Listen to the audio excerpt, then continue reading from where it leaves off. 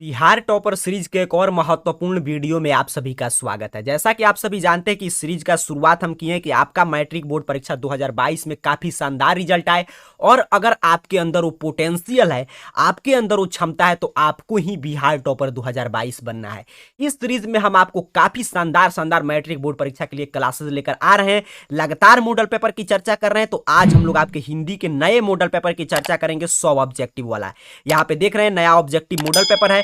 इसमें हम लोग लगभग सभी विषय की चर्चा कर चुके हैं, अब हिंदी मैथ ही शेष है। तो आइए आज हिंदी को भी हम समझते हैं। यहाँ पे जानकारी दिया गया है कि 100 तक ऑब्जेक्टिव प्रश्न है, जिसको सॉल्व करने के लिए आपको OMR सेट दिया जाएगा।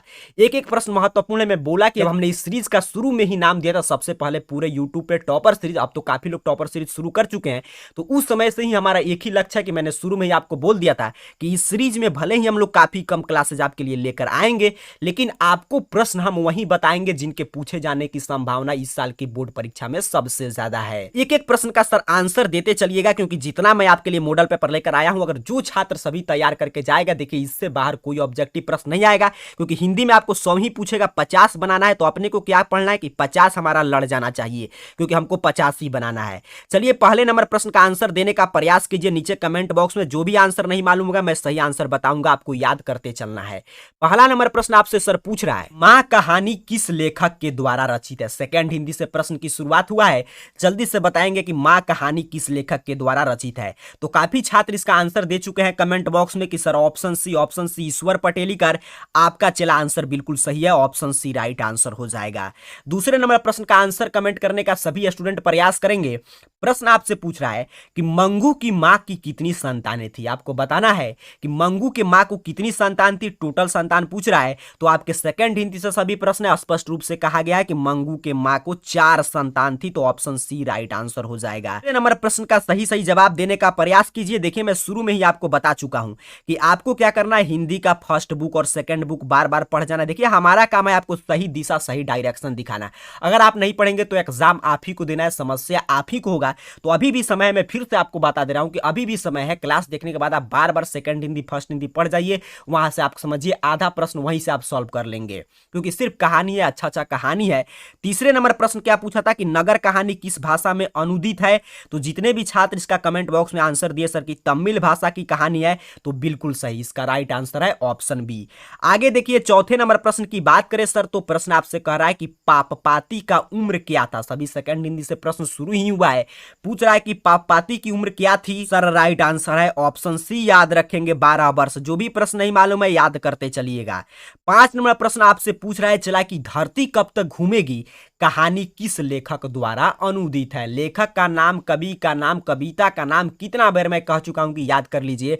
देखते हैं कितने स्टूडेंट इसका सही सही आंसर दे पाते हैं कि धरती कब तक घूमेगी कहानी किस लेखक के द्वारा अनुदित है। इसके लेखक है सामरदैया, बिल्कुल सही। जितने भी स्टूडेंट कमेंट बॉक्स में लिख रहे हैं सर ऑप्शन बी, आपका आंसर बिल्कुल चला सही है, ऑप्शन बी इसका सही आंसर है। छठे नंबर प्रश्न आपसे कह रहा है कि आजकल भारतीय पहनावे बदल गए हैं। इस वाक्य में पहनावे में कौन सी संज्ञा है। पहनावे में कौन सी संज्ञा है, ध्यान से बताइएगा, बड़ा ही आसान प्रश्न है। जल्दी से सभी छात्र कमेंट करेंगे कि पहनावे में कौन सी संज्ञा है सर, तो ऑप्शन सी भाववाचक संज्ञा राइट आंसर हो जाएगा।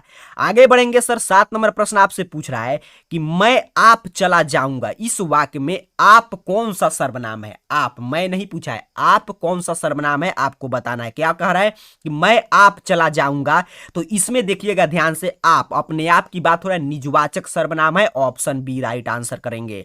आगे बढ़ेंगे सर, 8 नंबर प्रश्न आपसे पूछ रहा है कि प्रविशेषण शब्द किसकी विशेषता बतलाता है। जल्दी से बताइएगा, आप पढ़े होंगे विशेषण तो संज्ञा और सर्वनाम की विशेषता बताता है, लेकिन आपसे पूछा कि आपको बताना है सर तो प्रविशेषण किसकी विशेषता बतलाता है। तो जितने भी स्टूडेंट कह रहे हैं कि ऑप्शन सी, तो चला आपका हिंदी का तैयारी बिल्कुल शानदार है। प्रविशेषण विशेषण की विशेषता बतलाता है। 9 नंबर प्रश्न अपने से पूछा है कि आपको गंदगी से बहुत घृणा है। इस वाक्य में से किस कारक की विभक्ति आपको बतलाना है। देखिए इसमें 2 कारक चिन्ह का प्रयोग किया गया, एक है मीरा को गंदगी से, तो को नहीं पूछ रहा है, कह रहा है कि गंदगी से, अर्थात कि से कौन सी कारक की विभक्ति है। कुल आसान याद रखेंगे, कर्ता ने कर्म को करण से, तो राइट आंसर हो जाएगा ऑप्शन ए। 10 नंबर प्रश्न आपसे कह रहा है कि भूतकाल के कितने भेद हैं। जल्दी से बताइएगा भूतकाल के सर कितने भेद हैं। वर्तमान काल, भूतकाल, ये सभी आप सिलेबस के बिंदु हैं, आपको बताना है कि भूतकाल के कितने भेद हैं। तो इसका राइट आंसर है, जितने भी छात्र कह रहे हैं कि सर 6, तो इसका सही आंसर है ऑप्शन डी। इसमें आपको सामान्यभूत, आसन्नभूत, पूर्णभूत, अपूर्णभूत ये सभी आपको पढ़ने को मिलता है। 11 नंबर प्रश्न आपसे पूछ रहा है, मछली के लिए मसाला कौन पीस रही थी? बिल्कुल आपके टेक्स्ट बुक से सीधे सीधे प्रश्न आ गया। जो भी छात्र टेक्स्ट बुक पढ़े होंगे बिल्कुल सही सही सबको आंसर कमेंट करना है कि मछली के लिए मसाला कौन पीस रही थी। तो सीधे सीधे बुक से प्रश्न लिखा गया, मछली के लिए मां मसाला पीस रही थी। ऑप्शन डी राइट आंसर हो जाएगा। मछली चैप्टर से है विनोद कुमार शुक्ल की। आगे 12 नंबर प्रश्न आपसे चला पूछ रहा है कि बिस्मिल्लाह खां के बचपन का नाम क्या था? बड़ा ही शानदार, मैं शुरू में ही बोल दिया, सिर्फ वीवीआई प्रश्न को इस मॉडल सेट में एकत्रित किया गया है। आपको बताना है कि बिस्मिल्लाह खां के बचपन का नाम क्या था। याद रखेंगे सर, अमरुद्दीन। क्या था? Amaruddin. Option B right answer हो जाएगा। 13 नंबर प्रश्न का आंसर गलत नहीं होना चाहिए, शायद पिछले मॉडल पेपर में भी मिला था।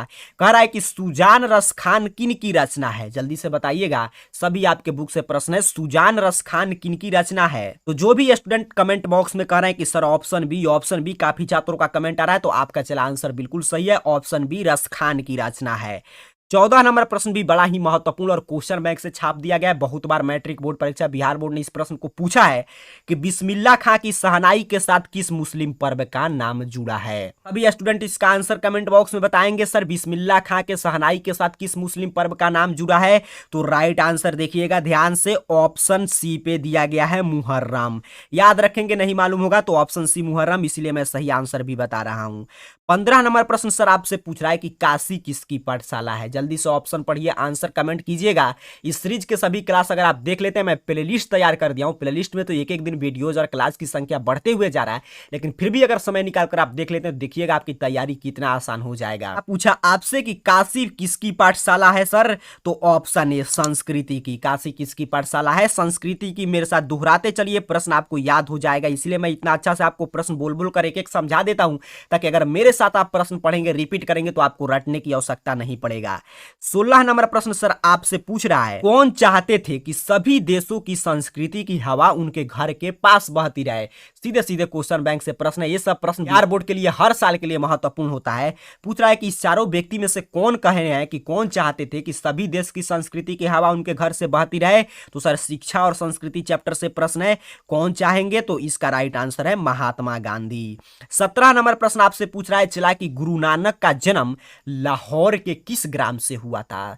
जल्दी से बताइए, ये तो गलत नहीं होना चाहिए। हिस्ट्री से भी प्रश्न और आपके बुक से सीधे सीधे प्रश्न लिया गया है कि गुरु नानक का जन्म लाहौर के किस ग्राम से हुआ था? तो याद रखेंगे तलवंडी। कहां हुआ था? लाहौर के तलवंडी में। 18 नंबर प्रश्न आपसे सर पूछा है कि मछली शीर्षक कहानी में दीदी के प्रेमी का क्या नाम था? आपके मछली बुक से विनोद कुमार शुक्ल का जो रचना है मछली, वहीं से लिया गया। पूछ रहा है कि दीदी के प्रेमी का भी जिक्र हुआ था, जिससे कि लेखक के पिताजी नाराज थे, तो आपको बताना है कि उसके प्रेमी का क्या नाम था। उसका नाम था नरेन। तो राइट आंसर हो जाएगा ऑप्शन डी नरेन। 19 नंबर प्रश्न देखिए, आपसे कह रहा है कि शेक्सपियर किस भाषा के कवि है? इसका आंसर किसी भी छात्र को गलत नहीं कमेंट करना है। जल्दी से बताइएगा शेक्सपियर किस भाषा के कवि है? तो बिल्कुल जो भी छात्र कह रहे हैं कि सर ये तो बिल्कुल आसान प्रश्न है, इसका राइट आंसर है ऑप्शन डी विलियम शेक्सपियर अंग्रेजी भाषा के महान कवि थे। तो राइट आंसर हो जाएगा ऑप्शन डी। 20 नंबर प्रश्न सर अपने से पूछा है कि रसूलन बाई थी। रसूलन बाई क्या थी? कवित्री थी, कथावाचिका थी, गायिका थी, नर्तकी थी? जल्दी से बताइएगा कि रसूलन बाई क्या थी। नहीं याद है तो सर याद रखेंगे गायिका थी। ऑप्शन सी राइट आंसर करेंगे। आगे देखिए 21 नंबर प्रश्न आपसे कह रहा है कि निराला की साहित्य साधना की रचनाकार कौन है? निराला के साहित्य साधना के रचनाकार कौन है सर? तो याद रखिएगा, ये प्रश्न आएगा तो ओएमआर सीट पे आपको ऑप्शन डी कलर करना है, रामविलास शर्मा। 22 नंबर प्रश्न देखिए, कह रहा है कि रामायण की रचना किस भाषा में हुई है? इसका भी आंसर देखिए, जो कॉमन प्रश्न होते हैं, जो शानदार जो सबके लिए इजी है, उसका आंसर तो गलत नहीं करना है किसी को भी। अपने को ये टारगेट लेकर चलना है कि भाई हमको हिंदी में ऑब्जेक्टिव में तो 50 में 50 स्कोर कर देना है। क्योंकि देखिए इसमें प्रॉफिट क्या है कि ये कॉपी चेक होता है, ओएमआर सीट पे आपको परीक्षा देना है। इसमें कोई टीचर कॉपी चेक नहीं करेगा। टीचर कॉपी कोई भी चेक करते हैं तो उसमें डर रहता है कि आप कितना भी लिखें, तो कुछ टीचर के माइंड सेट होता है कि हम पूरा नंबर नहीं देंगे, तो लोग नंबर काटते हैं। लेकिन ओएमआर मार्कशीट वाले में तो मशीन चेक करेगा। अगर आप 50 में 50 सही लिखे हैं तो आपका एक भी अंक नहीं काटेगा, वो 50 में 50 देगा। और फायदा है तो इसके विपरीत नुकसान भी है कि अगर आप ये आपका प्रश्न सही है तो एक देगा, आप पे दया माया भी वो नहीं दिखाएगा। तो अपने को तो एक नहीं, अपने को टारगेट है कि भाई हमको 50 में 50 ऑब्जेक्टिव में सही कर लेना है। क्या पूछा सर रामायण की रचना किस भाषा में है? तो जितने भी छात्र कमेंट किए हैं कि सर ऑप्शन नहीं ऑप्शन है, तो आपका चला आंसर बिल्कुल राइट है, संस्कृत भाषा में है। आगे बढ़ेंगे। 23 नंबर प्रश्न अपने से पूछ रहा है कि अमरकांत लिखित कहानी का नाम क्या है? जल्दी से सभी स्टूडेंट इसका आंसर कमेंट करेंगे कि अमरकांत ने इसमें से किस कहानी को लिखा है। अमरकांत की कहानी क्या है? आपके बुक में है बहादुर, तो राइट आंसर हो जाएगा ऑप्शन डी। 24 नंबर है बहादुर का बाप कहां मारा गया था? बहादुर चैप्टर से प्रश्न है, जल्दी से बताइएगा बहादुर का बाप कहां मारा गया था? के बुक में स्पष्ट रूप से लिखा है युद्ध में, तो राइट आंसर हो जाएगा ऑप्शन ए। 25 नंबर प्रश्न आपसे पूछ रहा है कि बेदी जी से किसने पूछा था नाखून क्यों बढ़ते हैं? अर्थात कि लेखक के सामने ये प्रश्न किसने उपस्थित किया कि नाखून क्यों बढ़ते हैं? जल्दी से आंसर कमेंट करेंगे सभी स्टूडेंट्स कि सर नाखून क्यों बढ़ते हैं, लेखक से किसने पूछा? तो जो भी छात्र कह रहे हैं कि सर इसका राइट आंसर ऑप्शन बी पे दिया गया है कि लड़की ने, लेखक के लड़की ने, तो बिल्कुल सही, इसका राइट आंसर ऑप्शन बी आपका बिल्कुल सही है। आगे बढ़ेंगे सर। 26 नंबर प्रश्न कह रहा है कि बहादुर से मार खाकर भैंस भागी भागी किसके पास चली आई? आपके बुक में लिखा गया है कि जब बहादुर भैंस चराने जाता था, भैंस को पीटता था, तो भैंस कहां भागकर चली आती थी? तो भैंस आती थी मां के पास भागकर, फिर मां बहादुर की भैंस के जैसा ही पिटाई करती थी। आपके बुक में लिखा गया है, तो राइट आंसर हो जाएगा ऑप्शन बी। 27 नंबर प्रश्न देखिए, कह रहा है कि निबंध के लेखक कौन है? निबंध आपका पाठ का नाम है, तो पूछा कि उसके लेखक कौन है। इतने भी छात्र कह रहे हैं कि गुरुजी इसका राइट आंसर ऑप्शन ए है गुणाकर मूले, तो आपका चला बिल्कुल आंसर सही है। 27 नंबर का याद रखेंगे, ऑप्शन ए बिल्कुल सही होगा। 28 नंबर प्रश्न पढ़िए और आंसर कमेंट करने का प्रयास करेंगे सभी छात्र। 4 सप्तक के संपादक थे प्रयोगवादी कवि। पूछ रहा है इसमें से कौन प्रयोगवादी कवि ने 4 सप्तक का संपादक किया था? तो जैसे ही प्रयोगवादी आ गया तो हीरानंद, वात्स्यायन, अयज्ञ, राइट आंसर हो जाएगा ऑप्शन डी। आगे बढ़ेंगे सर। 29 नंबर प्रश्न अपने से पूछ रहा है कि हिरोशिमा किस देश में है? किसी स्टूडेंट का आंसर इसका गलत नहीं आना चाहिए। देख रहे हैं कितने स्टूडेंट इसका सही से आंसर कमेंट बॉक्स में दे रहे हैं कि हिरोशिमा किस देश में है। बिल्कुल सही। जितने भी छात्र कह रहे हैं कि सर इसका राइट आंसर है जापान, जापान, जापान, तो इसका बिल्कुल सही है ऑप्शन सी, याद रखिएगा जापान। मेरे साथ एक एक प्रश्न को रिपीट करते रहिए, रटने की आवश्यकता नहीं पड़ेगा।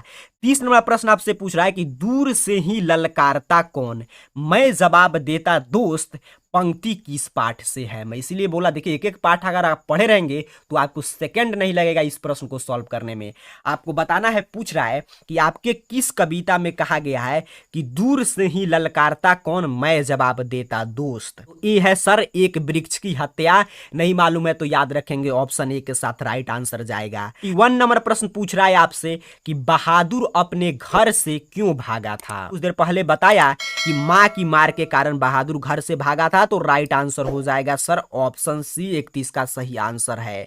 32 नंबर प्रश्न कह रहा है कि बिरजू महाराज किस शैली के नर्तक हैं? आपके बुक से सीधे सीधे प्रश्न है, सभी छात्र इसका आंसर कमेंट जरूर कीजिए। जब भी आप क्लास को देखें तो आप देखिए 2 काम आपको करना है। प्रश्न जैसे मैं पढ़ के दोहरा रहा हूं आपको दोहराना है, इससे आपको याद हो जाएगा। और दूसरा काम आपको ये करना है कि जब भी आप देखें मन में आपको आंसर जरूर सोचना है और आंसर कमेंट करने का प्रयास करना है, जिससे आपको लगेगा कि ऑफलाइन क्लास में कोई आपसे सीधे सीधे प्रश्न पूछ रहा है।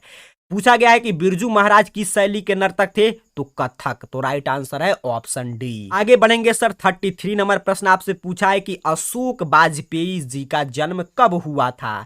सन ईस्वी आपके सामने दिया गया, जल्दी से पढ़ के बताइएगा कि अशोक वाजपेयी जी का जन्म कब हुआ था। तो राइट आंसर जितने भी छात्र इसका कमेंट कर रहे हैं कमेंट बॉक्स में कि sir option A, option A, तो आपका चला आंसर बिल्कुल राइट है। आपका तैयारी बिल्कुल शानदार है कि 16 जनवरी 1941 ईस्वी को अशोक वाजपेयी का जन्म हुआ था।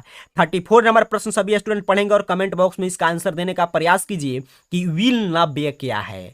आपसे पूछ रहा है सर कि विल नब्य क्या है? तो एक छोटा सा गांव, सीधे सीधे टेक्स्ट बुक से प्रश्न है, पतला पतला बुक है, पढ़ के आपको उसको रट जाना है। एक छोटा सा गांव है, ऑप्शन बी, इसको याद करेंगे।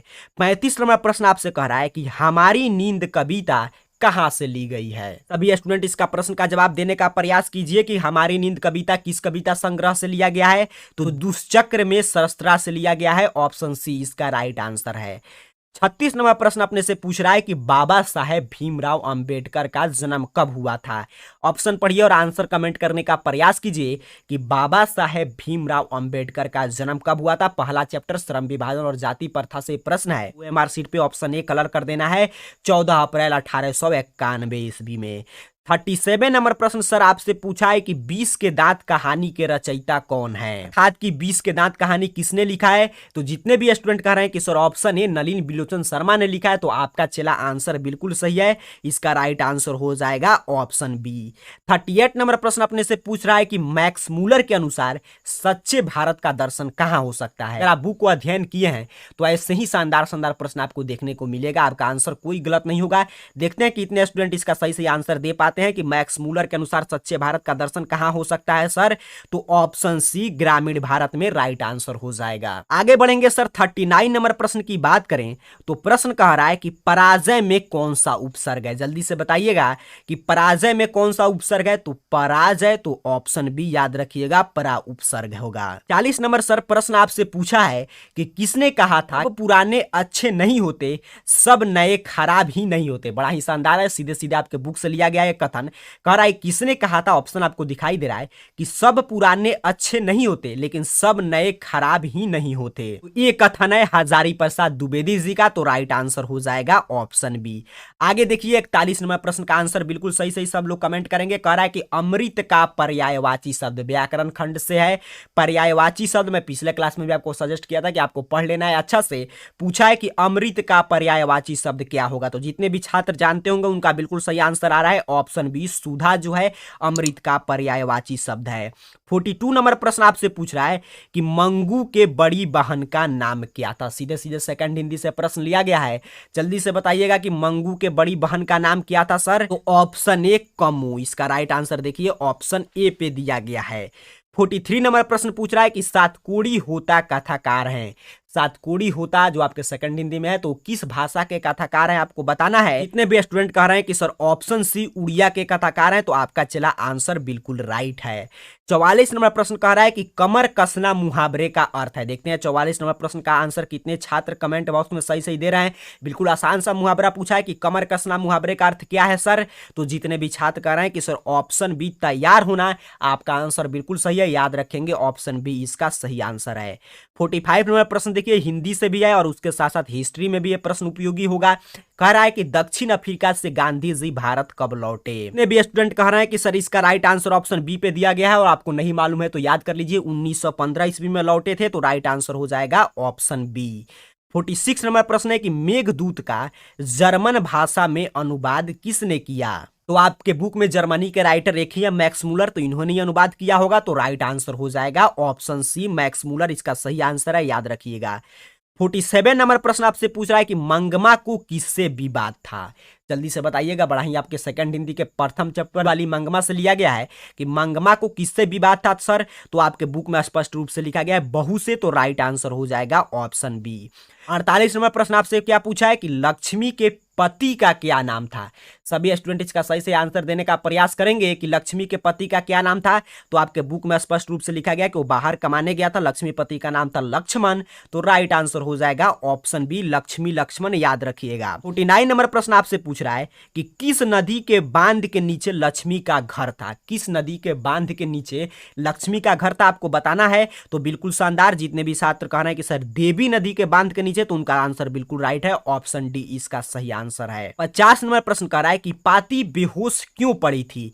पाती किस कारण से बेहोश पड़ी थी। तो आपके बुक में लिखा गया उसको तेज बुखार के कारण में बेहोश हो चुकी थी। तो उसका राइट आंसर हो जाएगा ऑप्शन बी।